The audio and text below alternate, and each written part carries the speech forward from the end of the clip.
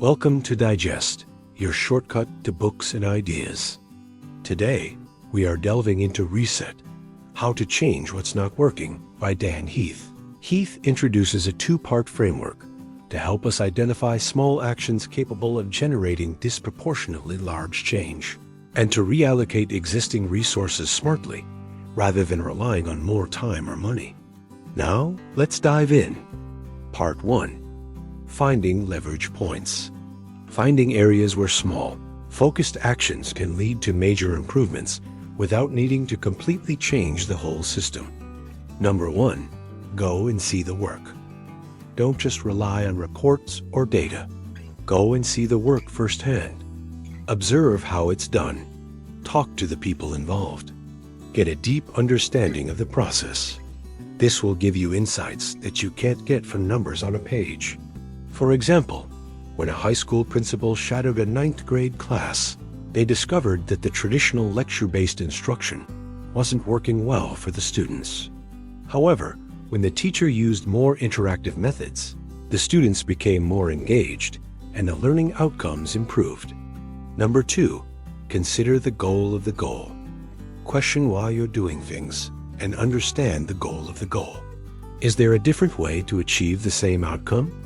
Could there be simpler or faster routes to your objective?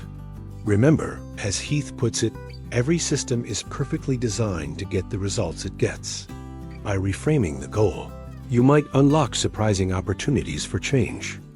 Number 3, study the bright spots. Focus less on problems and more on the small things that are going well. Look for patterns and behaviors that contribute to success and then try to replicate them elsewhere. For instance, in a large hospital system, a small group of emergency room doctors had found a way to keep track of patients waiting for beds. Their system prevented patients from slipping through the cracks and getting lost in the shuffle. When the hospital looked at this process, they realized it could be applied to other departments to improve efficiency and patient care. Number 4, target the constraint. Find the biggest constraint or bottleneck in your system and focus your efforts there. The constraint is the weakest link that prevents the system from performing better. By addressing the constraint, you can create a ripple effect and improve the entire system. A good example of this is when Toyota redesigned its production system. They focused on reducing the time it took to change between producing different models of cars. This bottleneck was addressed through innovations like the Toyota production system, which led to significant improvements in efficiency and customer satisfaction. Number 5, map the system.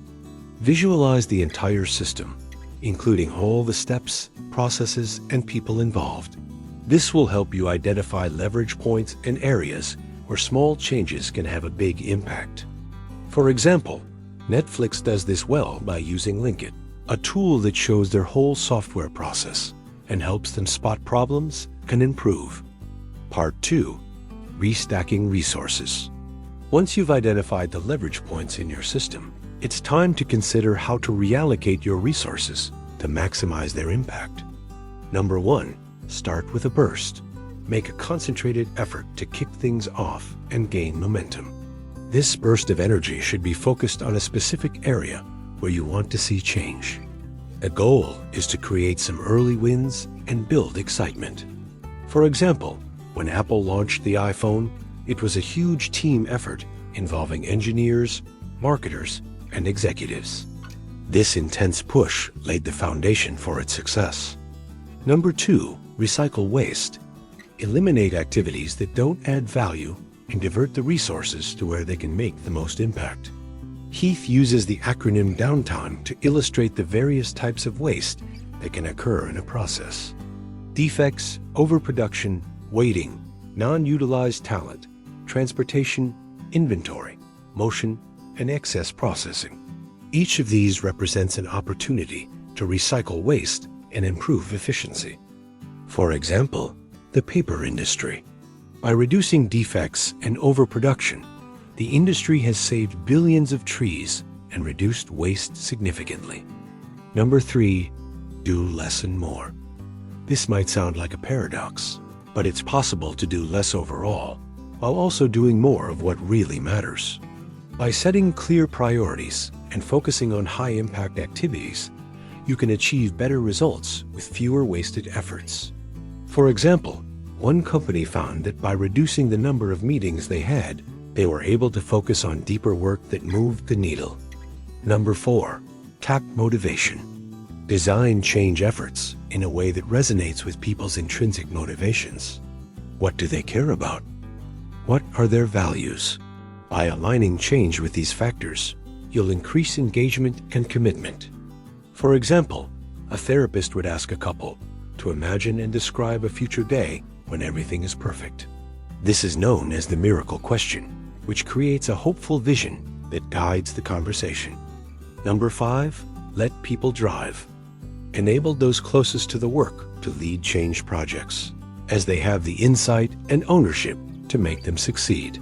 When workers are given autonomy, fresh ideas and practical solutions can surface that wouldn't have been considered otherwise. For example, in a recycling plant, employees suggested changes to the sorting process that made it much more efficient. Number 6, accelerate learning. Build systems that enable people to learn quickly from their efforts. By incorporating feedback loops and continuous improvement processes, you can sustain momentum and fine-tune improvements along the way. For example, at Google, teams experiment with new ideas and measure the results. They then share their findings with the rest of the company so everyone can learn and adapt. And there you have it, a brief overview of Dan Heath's book, Reset: How to Change What's Not Working. Remember, sometimes the path to success lies in changing what's not working. By following the framework outlined in the book, you can break free from unproductive cycles and drive positive change in your life and work. We hope you learned something new today. Don't forget to like and subscribe for more content. Thank you for watching. Until next time.